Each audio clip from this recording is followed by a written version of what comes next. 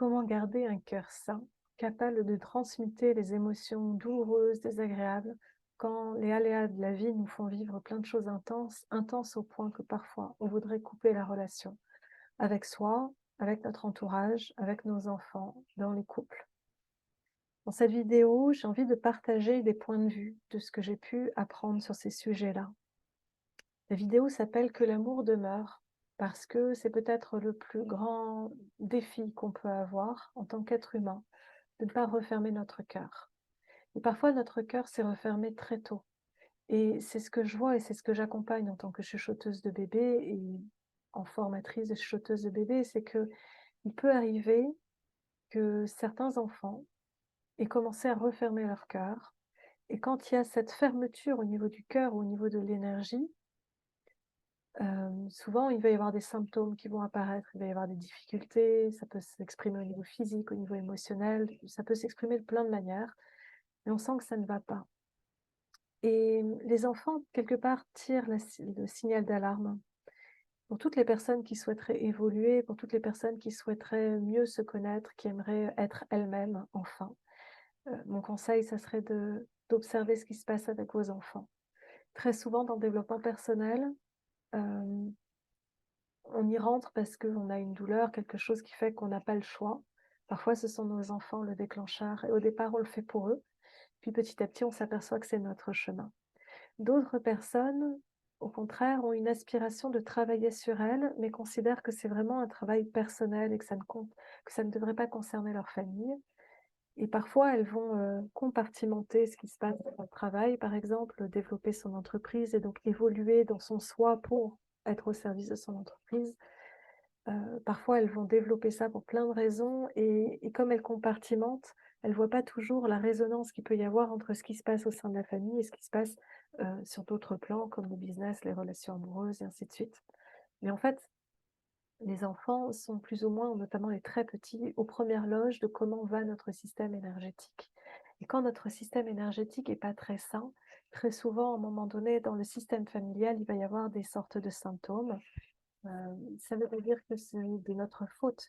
Ça veut juste dire que c'est un témoignage que quelque chose n'est pas en équilibre, n'est pas harmonieux au niveau de l'énergie familiale. Donc ça peut être nous en tant que maman, ça peut être le compagnon, ça peut être l'un des enfants qui cristallise particulièrement comme un paratonnerre les énergies telles qu'elles sont. Et quand c'est très, très intense, comme je disais tout à l'heure, on peut se couper en fait. On peut se couper de la relation à l'autre, la relation au monde, la relation à la nature, la relation à soi. Et c'est dramatique en fait d'avancer dans une vie où on est coupé. Et nos enfants, en fait, cherchent à activer chez nous une capacité de reconnexion avec nous, avec eux, avec les gens dans notre entourage. Donc quand il y a quelque chose qui vient chahuter la famille, euh, c'est une invitation de la vie à venir retoucher des fondations et à venir retrouver le sens de l'amour. Et le sens de l'amour pour moi, c'est pas un amour romantique, c'est pas un amour qui ressemble à une image un peu magique, parfaite. L'amour pour moi est une énergie et c'est une énergie qui est assez, qui peut être implacable aussi, qui peut être claire. Et en fait, elle nous demande régulièrement de nous réactualiser et de regarder ce qui est vraiment vrai, ce qui résonne vraiment dans nos cellules. Il y a tellement de choses auxquelles on s'accroche par loyauté ou parce qu'on ne voit pas comment faire autrement, mais qui en fait ne résonnent pas dans notre énergie. Et toutes ces choses qu'on accepte constamment, qui ne résonnent pas, sont des choses qui petit à petit nous étouffent, nous rendent malades, nous rendent tristes, nous rendent stressés, et nous éloignent en fait du flux de la vie et de l'énergie qui est sous-jacente. Pourquoi c'est dramatique? Eh bien, c'est parce qu'on est dans des tournants où, dans nos histoires d'humains, il y a des choix à faire, et il y a des choses à trouver, des pistes à trouver.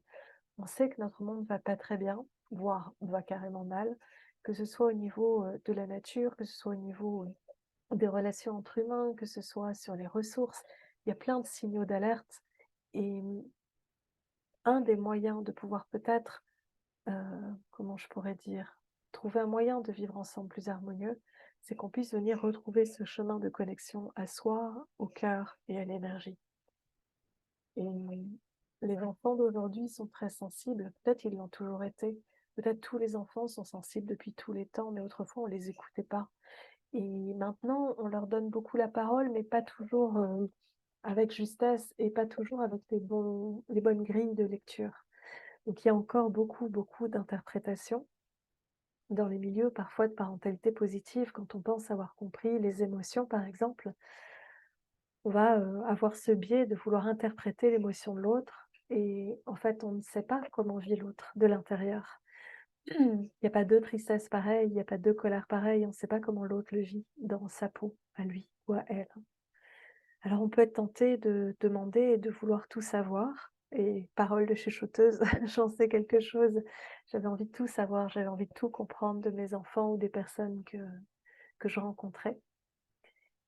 Et en même temps, il faut aussi accepter le mystère de l'humain, accepter de ne pas comprendre, accepter de ne pas savoir, pour que les signes se placent devant nous et qu'on puisse en avoir une compréhension qui n'est plus intellectuelle, qui est plus énergétique, qui est plus littérale. C'est un peu comme être impressionné, imprimé par une énergie qui nous laisse les indices. Et quand on le ressent, d'un coup, on a le sens qui apparaît. Que l'amour demeure, c'est peut-être, le fil qu'on a à suivre pour qu'on puisse commencer à faire à partir de l'être et pas le reste. Et ça fait 12 ans que je cherche ça. Comment faire à partir de l'être? Et c'est quoi l'être? Et qu'est-ce qu'il y a derrière? Et comment on se reconnecte à ça? Et pour les parents qui ont des enfants, qui les met régulièrement en difficulté, c'est en fait une invitation à se rencontrer sans compromis et à rencontrer l'énergie de l'enfant sans compromis.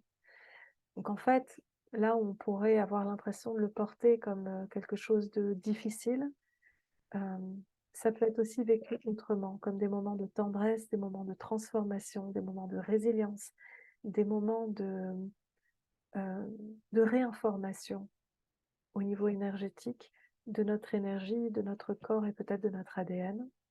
Donc ce sont des espaces sacrés qui s'ouvrent et et qui finalement nous invitent à être très attentifs à ce qui se passe avec notre énergie quand on est touché par quelque chose dans la vie. C'est pas parce qu'on voit qu'on est en train de se couper d'une relation, qu'on est en train de se couper de quelque chose, qu'immédiatement on va trouver comment se reconnecter. Mais comprendre ce qui est en train de se passer nous permet d'observer de l'intérieur les différences qu'il y a quand on est coupé versus quand on est relié. Et au fur et à mesure s'installe une compréhension que c'est beaucoup plus agréable d'être relié au vivant et d'agrandir notre zone de rencontre que de chercher constamment à se protéger, à être dans la peur et à être dans le stress. Et, et de considérer que c'est normal et naturel d'être dans un état de stress et dans un état constamment de protection et de défense. Quand on est au niveau de la connexion avec le vivant, au niveau de la relation, on se rend compte qu'en fait, il n'y a pas forcément de choses à défendre. Il y a juste des choses à reconnaître, à ressentir et à accueillir, et que les choses émanent de nous. On découvre nos propres limites au fur et à mesure qu'on vit, et même si on croit l'avoir compris et qu'on croit en avoir une interprétation, il se peut que 2 mois plus tard, 10 mois plus tard, on soit complètement différent de ce qu'on a été. Parce que notre diamant, offre des facettes à la lumière, des facettes à la vie et vient, comme tailler ou polir ces facettes au fur et à mesure. Donc on peut avoir des facettes ouvertes, des facettes fermées, des facettes bienveillantes, des facettes super pestes. On peut avoir des endroits où on est aventureux, des endroits où on est réservé et en fait, on a toutes ces facettes en même temps. Dès lors, c'est difficile de caractériser quelqu'un sur du long terme, de le définir complètement parce que, même s'il y a une énergie de fond qui, elle, est immuable, la façon dont on va exprimer cette énergie du vivant qui nous traverse peut varier régulièrement, peut-être même au cours d'une journée. Et quand on s'habitue à être en transformation régulière, à réactualiser régulièrement, à laisser notre cœur transmuter ses émotions et ses énergies, c'est vraiment comme un sablier, en fait. Eh bien, on permet petit à petit que quelque chose d'autre prenne place et que cette autre chose nous l'enseigne. Et qu'est-ce que ça a à nous enseigner? Eh bien, ça a à nous enseigner du respect par rapport à ce qui vit, que ce soit notre enfant, une personne dans notre entourage, la nature, les animaux et peut-être même certains objets. Respecter la matière, retrouver le respect de la matière. Même quelque chose qui est en plastique, hem, contient des éléments qui sont importants et plus on respecte même un objet, strictement basique, en prenant soin, en faisant attention, en accordant le précieux qu'il pourrait avoir et moins on a envie de consommer, de multiplier, de casser et finalement d'envahir la terre avec tous nos déchets. Donc sans rentrer dans une vision, puriste où il faudrait, n'avoir que des matériaux, purs en fait, en lien avec la terre, ça serait très chouette, mais c'est pas ce qu'on vit en fait dans le quotidien. C'est que pour les quelques objets qui sont désespérément banals en plastique, c'est de commencer à les voir comme précieux et pas se dire que ça n'est pas grave. Même quelque chose qui a été acheté à bas prix peut être, comment dirais-je? Honoré, utilisé avec soin, conservé sur du long terme, en faisant très attention à ne pas le casser. Déjà, cette prise de conscience-là, c'est le type de prise de conscience qu'on peut avoir à faire quand on essaye d'être dans le faire à partir de l'être. C'est qu'on se rend compte que, hem, la notion de sacré, elle n'a pas besoin d'avoir un décorum particulier. Elle a besoin d'un moment où on vient rencontrer les choses, on vient se mettre en lien avec et que le lien est ce que nous avons de plus sacré. Et ce que nos enfants appellent, en fait, à travers certaines manifestations dans les familles, c'est du lien. Du lien à eux, du lien à l'intérieur d'eux ou à l'intérieur de leurs parents. Alors je sais que quand je partage ça, c'est pas évident à entendre parce que mon quotidien, mon habitude en tout cas, c'est de rencontrer beaucoup de parents qui font le maximum pour leur enfant, hem, qui le font avec beaucoup d'amour, qui le font avec du courage, qui le font avec de la dédication, qui se renseignent, qui se cultivent, qui sont devenus des experts sur énormément de choses en fait. Et pourtant, on passe régulièrement à côté. Et je dis ça en toute humilité parce qu'avec mes 4 enfants, régulièrement, malgré mes connaissances, malgré le fait que je connecte avec plein d'enfants qui ne sont pas les miens et que j'arrive à entendre et à accueillir des informations denses, riches, importantes, qui parfois, ouvrent le cœur en 10 000 morceaux pour recevoir de la lumière, eh bien moi, il m'arrive aussi évidemment de passer à côté de mes enfants, de ne pas ralentir suffisamment pour me laisser ressentir, pour me laisser imprimer par eux ou même parfois me laisser imprimer par ma propre énergie. C'est plus facile pour moi d'installer des temps où régulièrement je vais venir réactualiser mon énergie et la re-rencontrer à nouveau, que d'arriver à le faire dans le quotidien trépidant, d'une mère de famille qui, même si j'adore mon travail et que je le trouve sacré, ça reste un travail qui prend beaucoup de mon temps. Et ce temps qui est me consacré à l'extérieur est un temps où, comme tout le monde, je peux avoir moins de temps avec mes enfants. Et puis eux passent aussi leur vie dans des établissements scolaires, donc le temps finalement, maintenant qu'ils sont plus grands, où je les croise, est un temps relativement réduit, qui permet pas toujours ce temps-là, de venir aller à leur niveau, de connecter et de les regarder comme si j'avais devant moi une page blanche, vierge de toute interprétation, de toute projection, et que je les re-rencontrais encore. Mais j'essaie, régulièrement j'essaie. Régulièrement, quand il y a une tension, j'essaie d'aller voir qu'est-ce qui s'interpose dans la relation. Pas de leur côté puisque je n'ai pas la main dans leur énergie et qu'ils ne me laissent pas toujours lire leur énergie, ce qui est normal parce qu'ils ont aussi un besoin d'intimité dans leur propre espace énergétique. Donc je n'ai pas accès à leur énergie comme ça, mais en tout cas d'être attentive à ce qui se réveille en moi dans les interactions où il y a une friction. D'aller regarder qu'est-ce que moi j'ai mis qui est là, qui s'interpose. Ça peut être des croyances, ça peut être des peurs, ça peut être des endroits où j'ai pas encore compris ou pas encore résolu quelque chose. En tout cas, je vois que, de mon point de vue, la majeure partie du temps, quand il y a une friction, quand j'arrive à mettre le doigt dessus de ce qui se passe de mon côté, la friction s'arrête. Et pour eux aussi, ça les allège. Donc je pense qu'on a vraiment des choses à imaginer, à créer, à découvrir, à expérimenter pour nous en tant qu'adultes, pour nous en tant que parents, de ce que la relation avec nos enfants fait résonner et comment ça nous fait grandir. Voilà pour mon partage sur l'amour qui doit demeurer au cœur et de comment peut-être on peut retrouver le chemin qui a donné à notre âme l'envie de s'incarner. Et à un moment donné, ben, c'est pas qu'elle a changé d'avis, mais les aléas font qu'elle oublie pourquoi elle est là.